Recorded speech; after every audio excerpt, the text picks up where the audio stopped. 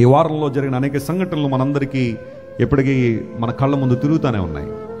News channels on చేసిన, social media మనం open చేసిన ఒక సంఘటన చాలా ఎక్కువగా ఈ వారం అంతా వింటూనే ఉన్నాం. అందులో దాచాల్సింది ఏమీ లేదు. నేను ఎప్పుడు ఆయన వ్యక్తిగతంగా కలవలేదు, కానీ పాల్ ఇమాన్యుయల్ గారు గతించిన సంవత్సరం ఆయన కాన్ఫరెన్స్కి ఆయన స్పీకర్గా పిలిచారు, ప్రవీణ్ గారు. ఆయన 2వ రోజు దేవుని వాక్యం అందించారు, నేను 3వ రోజు దేవుని మాటలు అందించాను. బట్ ఆయా సందర్భాల్లో ఆన్లైన్లో, సోషల్ మీడియాలో, యూట్యూబ్లో ఆయన యొక్క డిబేట్స్ కావచ్చు, లేకపోతే ప్రసంగాలు అవి చూస్తున్న పరిస్థితి. ఆ రోజు నేను స్టూడియోకి వెళ్ళాల్సిన సమయం అది. మన టీం మెంబర్స్ ఎవరో మెసేజ్ పంపించారు, దిస్ ఈజ్ వాట్ హ్యాపెండ్. ముందు కార్ యాక్సిడెంట్ అన్నారు, ఆ తర్వాత అది కూడా దివాన్ చెరువు దగ్గర అన్నారు.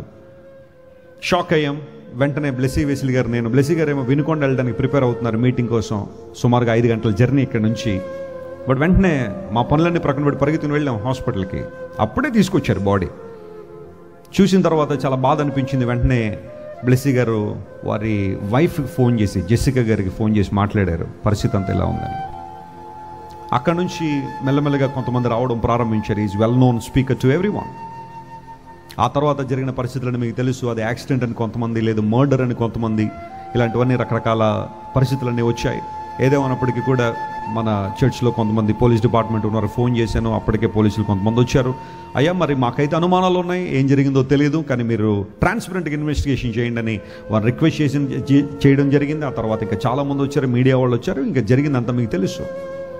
అయితే ఆ రోజు పోస్ట్ మార్టం నిర్వహించిన తర్వాత బాడీని హైదరాబాద్ తీసుకెళ్ళిన తర్వాత మరుసటి రోజు అక్కడ చర్చ్లో అందరికి అందుబాటులో ఉంచిన తర్వాత something very impressive happen they. ఆయన వైఫ్ రావడం, జెసికా గారు వచ్చి ఆమె ఒక మాట, we don't want revenge, we don't want to take revenge on anybody. అక్కడ పరిస్థితి ఏంటో మనకు కూడా తెలియదు, ఏం జరిగిందో అర్థం కాదు, కానీ ఎందుకు ఆమె పరిశుద్ధాత్మ ప్రేరేపణతో బహుశా మాట్లాడి ఉన్నారని నేను అనుకుంటున్నాను. ప్రతీకారం అనేది మన దగ్గర లేదు, క్షమిద్దాం, తప్పనిసరి క్షమిద్దాం. Let us preach the kingdom of God. ఆ 2 మాటలు చెప్పాము, అక్కడి నుంచి వెళ్ళిపోయారు. And then many of you know, చాలా సంవత్సరాల క్రితం గ్రామ్ స్టెయిన్స్ గారు చనిపోయినప్పుడు ఆయన భార్య గ్లాడిస్ గారు చెప్పిన మాటలు, ఈ మాటలు అటాచ్ చేసి ఆ వీడియోని సర్క్యులేట్ చేశారు. చట్టం తన పని తను చేసుకెళ్ళిపోతుంది ఖచ్చితంగా. ఒకవేళ ఆ విషయంలో అది అందరూ అనుకున్నట్టుగా ప్లాన్ మర్డర్ అని చాలామంది భావిస్తున్నారు. ఎన్నో స్పెక్యులేషన్స్ ఉన్నాయి, ఎన్నో రకాలైన పరిస్థితులు, అనుమానాలు ఎప్పటికీ ఉన్నాయి. నిన్న కూడా పోలీసు వారు ప్రెస్ మీట్ పెట్టినప్పటికీ సాటిస్ఫాక్టరీగా లేదని చాలామంది అంటూ ఉన్నారు. ఏం జరిగిందో కొన్ని రోజుల్లో బయటికి ఖచ్చితంగా రావాలి, వస్తుంది కూడా. అయితే ఈ లోపల ఆమె దేవుని ప్రేమను ప్రకటించాలా, ప్రపంచం అంతా చూస్తుంది, ఆమె ఏం మాట్లాడుతుందా, ఆమె ఏం చెబుతుందని ఆలోచన చేస్తుంటే she was talking about God's forgiveness and God's love. Something amazing. మానవ ఊహకు మించిన, మానవ యొక్క ఆలోచనలకు మించిన అనుభవాలు. 46 సంవత్సరాల భర్తను కోల్పోవడం అనేది చిన్న విషయం అయితే కాదు. ఆ కుమార్తెను రేపు నెలలో అమెరికా తీసుకెళ్ళడం ఆయనకు ఉద్దేశం. ఇంటర్మీడియట్ చదువుకుంది, అక్కడ నుంచి ఫర్దర్ స్టడీస్కి అమెరికాలో తీసుకెళ్లాలని ఆలోచన.